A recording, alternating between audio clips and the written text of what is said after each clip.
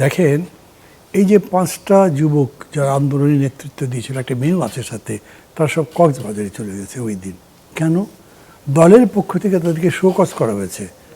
এইটা কারো আলোচনার মধ্যেই আসছে না, কিন্তু তারা তো মনের কষ্টে গেছে, দুঃখে গেছে। They have avoided this. সাংবাদিকরা করতে গিয়ে একটা উড়ো পিটার হাসের স্টোরি যোগ করে মানে মানে রসালো একটা কাহিনী করবার চেষ্টা করেছে। সাংবাদিকদেরকে নিশ্চয়ই সেই তথ্য কেউ না কেউ সাপ্লাই করেছে। না, কিভাবে সাপ্লাই করবে? সাংবাদিক তো আর উড়ো কথা অভাব নেই। না, সাংবাদিক তো উড়ো কথাই বলবে না।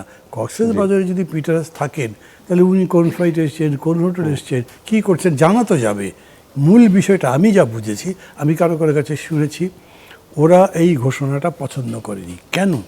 তাদের মনে আছে, আপনার যখন তর্কটা লেগেছে তখন হঠাৎ করে আবার মানে এত বড় আন্দোলন 15 বছর ধরে রাজনৈতিক দল অন্যান্যরা মিলে করেছে, but almost the end of the day তারা কিন্তু মাঠেই ছিল না, অথবা তারা নেতৃত্বে তো ছিলই না।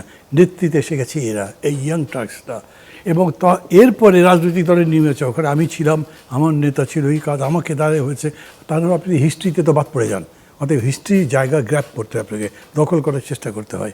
সেইটা করতে যখন গেছে, তখন এই ছাত্র বা এই শিক্ষার্থীরাই বলেছে 15 বছর তো একটা খুঁটে সরাইতে পারেন নাই। আই এম সরি, আমার কাছে মনে হয়েছে যদি বলা যেত তাহলে খুঁটি না বলে অন্য শব্দ বলতো, সেটা আরও শ্রুতিকটু হতো।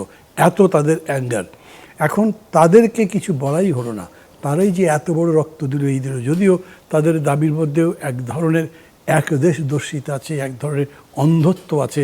মনে হচ্ছে যে ওরা একদিনেই বোধহয় সব কিছু করে ফেলেছে, by single stroke, not that.